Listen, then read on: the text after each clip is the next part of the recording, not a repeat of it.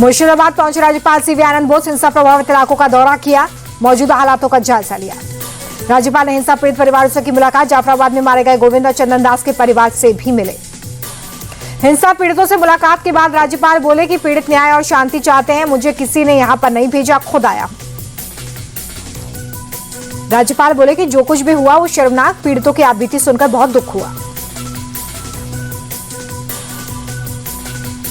राज्यपाल बोले कि हालात काबू में है, लेकिन जो दाग लगे वो गहरे, मैं इस पूरे मामले की रिपोर्ट केंद्र को दूंगा। राष्ट्रीय महिला आयोग की टीम ने मुर्शिदाबाद हिंसा प्रभावित इलाकों का दौरा किया। आयोग की अध्यक्ष विजय राहतकर पीड़ित महिलाओं और बच्चों से मिली। हिंसा पीड़ित परिवारों से मुलाकात के बाद एनसीडब्ल्यू विजय राहतकर बोली कि यहां पर लोग बहुत तकलीफ में हैं, बहुत अमानवीय घटना हुई। मुर्शिदाबाद हिंसे में जांच हुई तेज, जाफराबाद पहुंची एसआईटी की टीम, फॉरेंसिक की टीम ने सबूत जुटाए।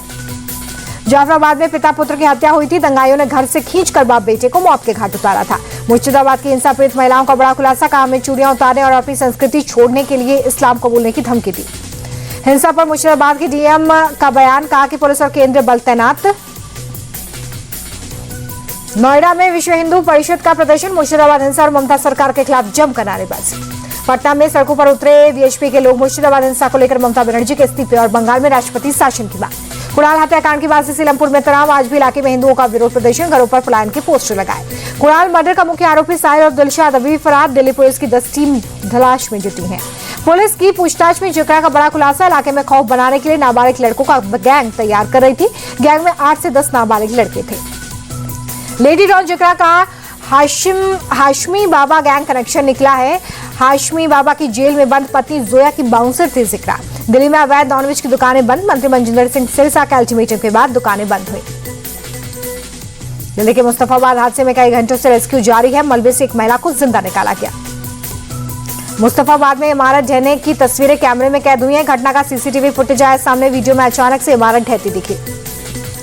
हादसे पर सीएम रेखा गुप्ता ने दुख जताया है, कहा कि हादसा अत्यंत दुखद था, घटना की जांच के आदेश दिए गए हैं।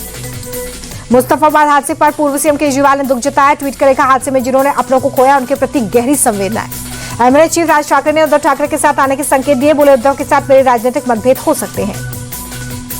राज ठाकरे बोले कि बड़े मुद्दे पर हमारे विवाद छोटे हैं, मराठी मानुष के लिए साथ आना कोई मुश्किल नहीं, सवाल सिर्फ मेरे अकेले की इच्छा का नहीं, सामने वाले का भी है। राज ठाकरे के बयान पर उद्धव ठाकरे की प्रतिक्रिया आई सामने, मेरी तरफ से कोई झगड़ा नहीं था, लेकिन कभी समर्थन देंगे कभी विरोध करेंगे, ऐसा नहीं चलेगा। हिंदी भाषा पर विवाद को लेकर उद्धव ठाकरे का बयान, बोले हिंदी का विरोध नहीं, लेकिन महाराष्ट्र में हिंदी अनिवार्य नहीं होने देंगे।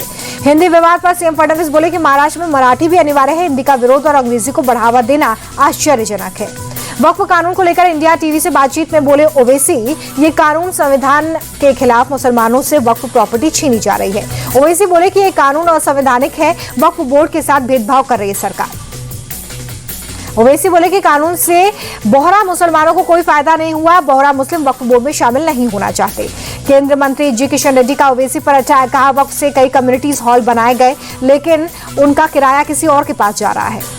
केंद्रीय मंत्री बंडी संजय का ओवैसी पर निशाना, का सरकारी जमीन पर हॉस्पिटल बनाकर गरीबों से भरपूर पैसा वसूल रहे। आगरा पहुंचे सपा प्रमुख अखिलेश यादव, राणा सांगा के विवादित बयान देने वाले सपा सांसद रामजीलाल सुमन के घर जाकर की है मुलाकात। अखिलेश यादव बोले कि आगरा में तलवारें और बंदूकें लहराई गई, दलितों और अल्पसंख्यकों को डराने की कोशिश हो रही है। सपा और कांग्रेस पर सीएम योगी का बड़ा हमला, बोले सपा और कांग्रेस नया जातीय संघर्ष शुरू करने जा रही है। अखिलेश यादव के बयान पर डिप्टी सीएम केशव प्रसाद मौर्य का पलटवार, कहा अपने गुंडे भेजकर बवाल करवाते हैं। गोरखपुर दौरे पर सीएम योगी आदित्यनाथ, गोरखनाथ मंदिर में लगाया जनता दरबार, लोगों की समस्याएं सुने, अधिकारियों को दिए निर्देश। उत्तराखंड में सीएम पुष्कर सिंह धामी ने जनता दरबार लगाया, प्रदेश भर से आए लोगों की समस्याएं सुनी, अधिकारियों को समाधान के निर्देश दिए। तेजस्वी यादव का नीतीश सरकार पर हमला, बोले बिहार कर्ज में डूबा है, फिर भी संगठित भ्रष्टाचार करके टेंडर निकाले जा रहे हैं। मुंबई में जैन मंदिर तोड़ने पर बवाल, सड़कों पर उतरा जैन समुदाय, बीएमसी के खिलाफ प्रदर्शन। 16 अप्रैल को जैन मंदिर को बीएमसी ने तोड़ दिया था, बीएमसी की कार्रवाई के खिलाफ जैन समुदाय ने निकाला मार्च। तेजस्वी यादव बोले कि निर्माण कार्य में मंत्री को 30% कमीशन जाता है, नल जल योजना में बड़े पैमाने पर लूट हुई, जेडीयू का पॉलिटिकल कैंपेन सरकारी खजाने से हो रहा है। मध्य प्रदेश के सागर में मुस्लिम लड़के के हिंदू लड़की को भगाने पर बवाल, गुस्साई भीड़ ने लड़के की दुकान में आग लगा दी, आसपास की दूसरी दुकानों में भी तोड़फोड़। उग्र भीड़ ने कई घरों को भी फूका, बेकाबू भीड़ को हटाने की पुलिस की हवाई फायरिंग, घटना के बाद से गाँव में तनाव। हरियाणा के नूह में अतिक्रमण हटाने गई टीम पर हमला, स्थानीय लोगों ने पथराव किया, बुलडोजर के शीशे टूटे, जिला योजनाकार के हाथ में लगी चोट। हमला करने वाले के खिलाफ पुलिस में शिकायत दर्ज की गई है, वैद कॉलोनी में अतिक्रमण हटाने गई थी टीम। नागपुर में डंपिंग यार्ड में लगी भीषण आग, आसमान में उठा धुएं का गुबार, आग लगने की वजह साफ नहीं।